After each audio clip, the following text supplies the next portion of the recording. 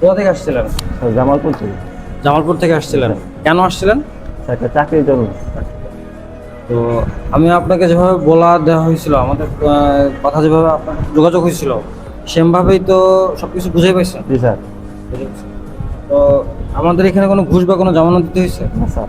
কোনো ঘুষ বা কোনো জামানত দিতে হয় না, সম্পূর্ণ ফ্রিতে এবং সম্পূর্ণ বিনা ঘুষের জবটাতে ব্যবস্থা করে দেওয়া হয়েছে, জি তাই তো? স্যার।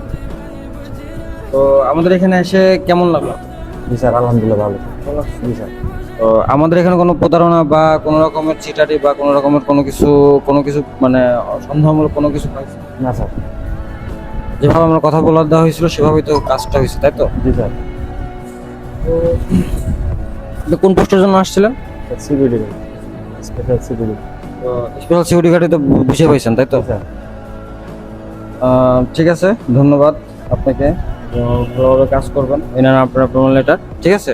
যদি কোনো রকমের কোনো প্রবলেম হয় বা কোনো সমস্যা হয় আমাদেরকে জানাতে পারেন, ইনশাল্লাহ আমরা চেষ্টা করব। তো যারা ঘরে বেকার বসে আছে বা যারা চাকরি খুঁজে পাচ্ছে না, তাদের উদ্দেশ্যে কিছু বলতে পারবে?